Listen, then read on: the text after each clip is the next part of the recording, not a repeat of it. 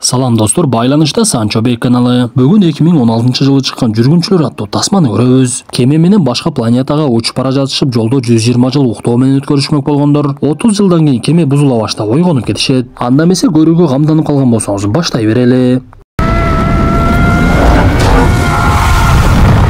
Азыркы учурда көпчүлүгүбүздүн убактыбыз эч нерсеге жетпей, ал ишти кылсаң бунусу калып, бунусун кылсаң тигиниси дагы калып кетет. Ошондуктан арабыздан кээ бирлери убакытты туура үнөмдөөнү дагы угуп жаткандыгын билебиз. Айтайын дегеним, Москва жергесинде иштеп жаткан бир туугандарыбыз ишиңизден колуңуз бошобой документ ишине чуркаш керек болсо, биз айткан байланыш сандарына коңгуроо кылсаңыз болот. Байланыш сандарынын ээси сиздин документиңизде кандай оорчулук пайда болбосун чечип берүүнүн жолун издеп, сиздин бөтөн элде бейпилдикте жүрүшүңүзгө көмөк көрсөтөт. Андыктан калем дептериңизди алып жазууга даярданып калсаңыз, +7 977 540 1042.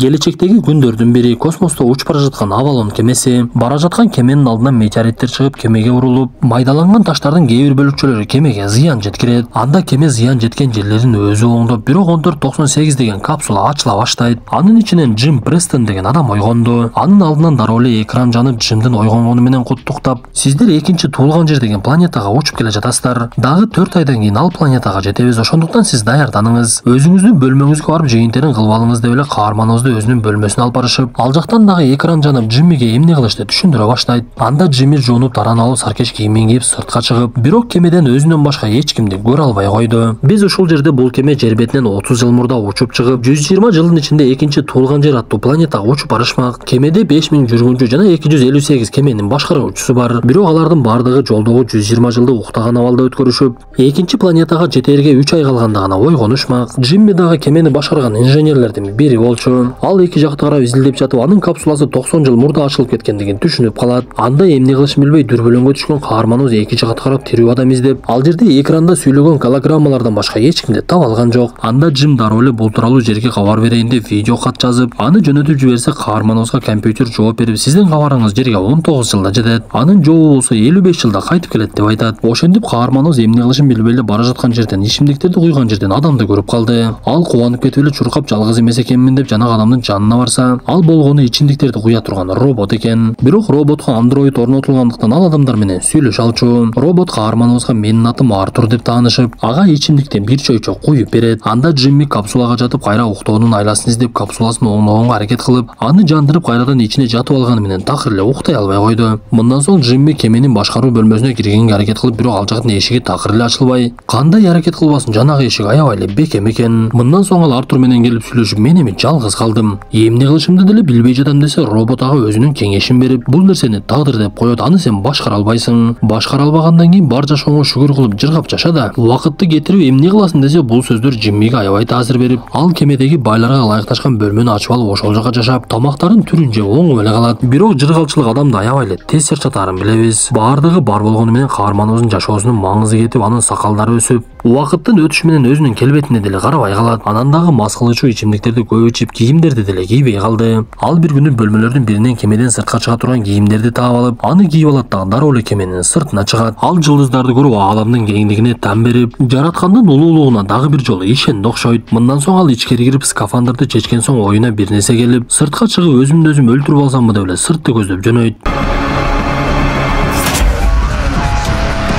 Кандай болбосун өзүн өзү өлтүрүүгө батынбаган каарманыбыз ичкериге чуркап бара жатып, капсуланын ичинде уктап жаткан кыздардын бирин көрүп калат. Ал жер бетинде жазуучулук менен алектенген Аврора Лейн деген кыз эле. Кыз өтө татынакай болгондуктан каарманыбыз аны бир көрүп эле өпкө жүрөгү башкача согуп, ал кыздын ар кандай видео жазууларын көрүп эле сүйүүсү аша баштайт. Анда Джимми Артур менен кеңешип, мен ал кызды ойготуп жиберсем кандай болот? Мага шерик керек десе, Артур мен сизге шерик боломго десе, каарманыбыз ага жини келип, сен көп болсо роботсуң, мага тирүү адам керек деп айтат. Бирок ойготуп жиберсе, кызга зыян кылып койгондугун дагы түшүнүп, каарманыбыз экиленип такыр эле чечим чыгара албай, көп ойлонуп эмне кылсам деп эле өзү менен өзү уруша баштайт. Бир убактарда мен бул нерсени кылбашым керек деп Аврораны унутканга дагы аракет кылды. Кандай болбосун нафсы акылын жеңип Аврораны ойготоюн деп, анын капсуласын чукулап жатып эле ачып жиберет. Бир кезде Аврора ойгонуп эле каарманыбыз ал жерден качып жөнөдү. Ал дароо эле бөлмөсүнө барып колдонгон шаймандарын бекиткенге аракет кылып, эчтекени билбегендей болуп эле Авроранын жанына барып калууну чечет. Бул убакта өзүнө келген Аврора эч кимди таппай эки жакты карап жаткан кезде, Джимми анын жанына барып учурашып учурашып тааныша баштайт. Ал Аврорага жагдайды толугу менен түшүндүрүп, менин ойгонгонума 1 жыл болду. Капсула өзүнөн өзү ачылып мени ойготуп жиберди. Сеники дагы ошондой болгон окшойт. Биз дагы 89 жыл укташыбыз керек болчу десе, Аврора дүрбөлөңгө түшүп, мындай болушу мүмкүн эмес. Биз кайрадан укташыбыз керек. Бир жолун табалы деп эле кайрадан капсула жака барса, каарманыбыз аны токтотуп, мен 1 жылдан бери бардык жолун кылып көрдүм. Эми биз кайрадан уктай албайбыз. Андан көрө жүрү тамактаналы деп эле ашканага барса, Аврора аябай сонун тамактарды алат. Көрсө жүргүнчүлөрдүн арасынан анын деңгээли бийик болгондуктан ага кымбат баалуу тамактар берилет экен. Джимми бир кезде Артурга келип Авроранын ойгонгондугун айтып, сен Аврорага эч качан аны мен ойготкондугумду айтпагының. Бул экөөбүздүн сырыбыз бойдон калсын десе, Артур макул деп уадасын берет. Ошентип убакыттын өтүшү менен Аврорадагы жагдайдын оор экендигин түшүнүп, кадимкидей эле жашоосун баштап жаңы чыгарма жазууга даярданып, жада калса спорт менен дагы машыгып жатты. Биз ушул убакта кеменин кээ бир бөлүкчөлөрү бузула баштап, ал жерде тазалоочу роботтор түшүнүксүз акыбалда жүрө баштагандыгын көрөбүз. Неисправность информата М14С. Бул убакта каармандарыбыз бири-бири менен тил табышып сүйлөшүшүп, эмне үчүн жерде кала бербей кемеге чыгып башка планетага барууну чечкендиктерин сурай башташат. Анда Джим өзү жөнүндө айтып, азыр жер бетинде жашоо такыр эле өзгөрүп кетти. Мен кесибим боюнча инженермин, жер бетинде бизди көп деле барктабай калышты. Ошондуктан жаңы табылган планетага барып, ал жактан жаңы жашоо баштайын деген чечим менен чыктым. А сен эмне үчүн бул чечимге келдиң десе, Аврора дагы өзү жөнүндө айтып бере баштайт. Мен жер бетиндеги эң биринчи башка планетага барып келген жазуучу болгум келет. Барып келген жолум жөнүндө китеп жазмакмын. Эми ал максатыбыз ишке ашпай калат окшойт деп эле ойгонгон кезинде эстегенде экөөдөн кайгыга батып кетип, бирок чогуу жүргөн кезде жакшы эс алышып, бир аз убакытка болсо да кайгысын унутуп жатышты. Алар ошентип кемеде ар кандай жолдор менен убакыт өткөрүшүп, оюн ойношуп, кээде бийлешип, бир күнү Джимми кызга робот жөнөтүп, аны кечинде жолугушууга чакырат. Анда кыз дароо эле макулдугун берип, каарманыбыз костюм шумун кийип алып анын бөлмөсүнө келсе, кыз дагы кийинип алып нур чолпондой татынакай болуп эле чыга келет. Экөө биринчи Артурдун жанына барып 100 граммдан бастырышып, андан соң тамактануучу жайга барып курсактарын тойгузушту. Андан соң Джим Аврораны эриштип алып, жүр мен сени панорамага алып чыгып келем дегенде эле скафандр кийгизип кемеден сырткары чыгарат. Убакыттын өтүшү менен Авроранын дагы Джимге болгон сезимдери пайда болду окшойт. Анткени экөөнүн ортосунда мамилеси жылуулап, төшөк маселесине дагы өтүп кетишет. Арадан күндөр өтүп, каармандарыбыз бактылуу үй бүлөдөй өмүр өткөрүп, Аврора башынан өткөн нерселерди жазып, жазуучулук менен алек болуп, Джим болсо ар кандай нерселерди кураштырып жатты. Каарманыбыз кемени изилдеп жатып, тирүү өсүмдүктөр жайгашкан жерди дагы таап алат. Алардын чогуу жүргөнүнө дээрлик 1 жыл болуп, Авроранын туулган күнү келип, тамактануучу жайга барып торт алышып эле майрамдай башташты. Алар мындан соң Артурдун жанына келип, муздак шербеттен ичишип, Джим жатканага барганча шакегин даярдап, Авроранын колун сураганга кирише баштайт. Бирок бул убакта биз Артурдун бир аз анча эмес андроид экендигин түшүнүп калабыз. Анткени ал буга чейин айтпаймын деп убада бергени менен Аврорага сени Джим ойготкон деп бардык нерсени айтып салат. Андроид эмес, балким айфондун программасын жүктөгөндө айтпаса керек эле. Ты меня разбудил?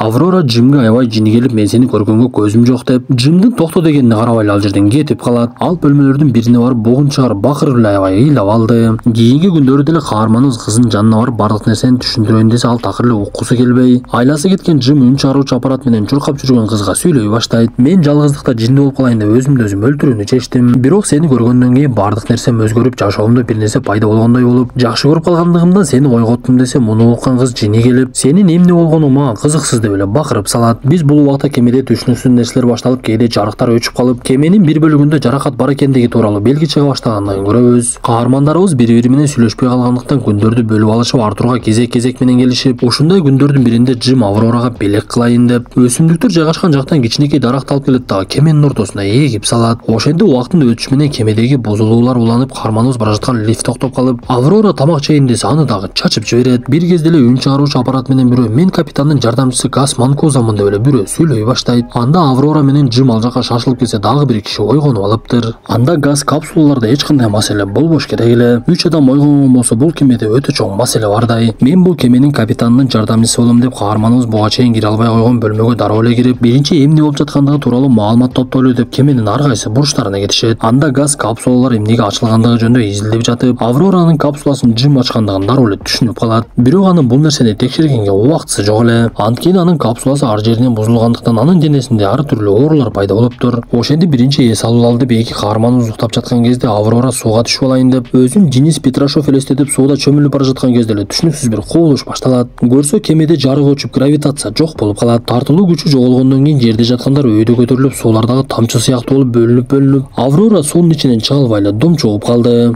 Бир кезде гравитация кайрадан күчүнө кирип, каармандарыбыз аман калгандыктарына кубанышып, маселени батыраак чечпесек болгудай эмес деп эле кеменин үстүнөн изилдөө ишин жүргүзө башташат. Бул убакта Гастын денесиндеги оорулар күчөгөндөн күчөй берет. Ал кемедеги ооруларды текшерүүчү аппаратка түшсө, анын өмүрүнө аз эле убакыт калыптыр. Анда Гас өзүнүн бөлмөсүнө барып кесиптик кийимин кийип, каармандарыбыздын көзүнчө эле ал жерде көз жумуп калат. Бул убакта кеменин жарыктары өчүп, кээ бир жерлери талкалана баштайт. Буга чейин урушуп аткан каармандарыбыз кемеге түшкөндүн жаны бир дегендей дароо эле биригишип, кемени бузулуудан сактап калуунун аракетин көрө башташат. Алар бара жатса, Артур дагы бузулуп эле идиштерди сындыра баштаптыр. Анда Джим аны өчүрүп салат дагы андан нары барышып, кеменин мотор тарабына түшүшөт дагы маселе эмнеде экендигин издей башташат. Көрсө биз тасманын башында көргөндөгү таштар кемеге тийген кезде, алардын бирөөсү тешип кирип, кемеге ток берүүчү аппараттардын бир четин сындырып кетиптир. Анда Джим дароо эле керектүү шаймандарды издеп баштап, жанагы сынган аппаратты алмаштырып, бирок дагы деле толук оңтой албай коюшат. Анткени ал жердеги атомдук реактордон чыгып жаткан от сыртка чыкпай, отту сыртка чыгара турган түтүгү жабылып калган болот. Анда каарманыбыз аны ачканга аракет кылып, бирок ал такыр эле ачылбай. Джим көп ойлонбой, демек сырттан ачканга туура келет деп эле скафандрды кийип алып сыртка жөнөйт. Бирок аны сыртта өтө бир чоң сыноо күтүп турган эле. Ал түтүкчөнү ачканы менен ачкычты кой берип жиберсе, кайрадан жабылып калат экен. Ошондуктан оттун чыкканына карабай ал жерде ачып кармап туруш керек болот. Ошентип эки каарманыбыздын башка аргасы жок экендигин түшүнүп, ошол жолго барышып, каарманыбыз түтүкчөнү ачып чыгып жаткан отко күйө баштайт.